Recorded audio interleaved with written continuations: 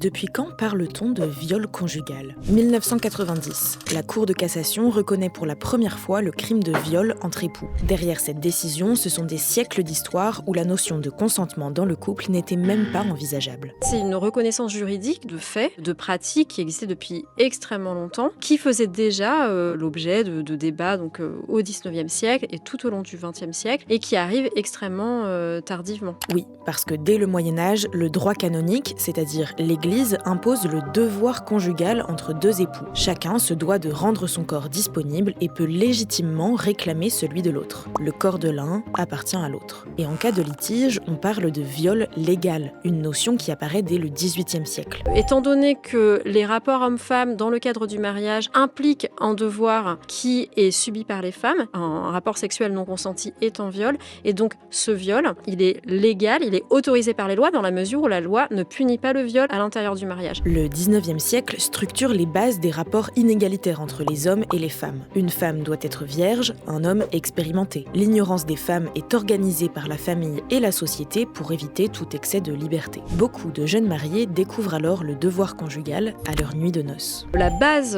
du mariage et le consentement. Donc les époux doivent consentir tous les deux au mariage quand ils vont à la mairie, quand ils vont à l'église aussi. Le consentement sexuel, c'est une chose qui vient juste après, mais qui est sous-entendue. Le problème, c'est que quand on ne sait même pas qu'il va y avoir de relations sexuelles dans le mariage, ce consentement ne peut pas être conscientisé, ça paraît évident. La nuit de noces est un moment où une femme ignorante ne peut pas consentir en fait à ce qu'elle ignore. Le viol légal divise dès le XIXe siècle. Des intellectuels dénoncent le devoir conjugal, comme George Sand ou Balzac, qui écrit en 1829 « Ne commencez jamais le mariage par un viol ». Même dans les procès religieux, pour annuler ou dissoudre une union devant Dieu, on commence à effleurer l'idée de consentement. Il y a certains thèmes qui sont abordés lors de ces procès, et notamment le fait que les femmes refusaient la sexualité à l'intérieur du mariage, et donc subissaient cette sexualité comme un viol. Et même si le devoir conjugal est prévu par le droit canonique, eh bien les juges ecclésiastiques étaient quand même sensibles à cette notion de violence subie par les femmes et dénoncée comme telle pour rendre leur jugement et déclarer l'union nulle, invalide, parce que non consentie par les femmes par exemple. Si le viol conjugal existe depuis des siècles, il est toujours d'actualité. Mais tous les couples ne finissent pas devant la justice et les tribunaux peinent à juger l'intime. En 2022, on comptait 123 condamnations pour viol conjugal.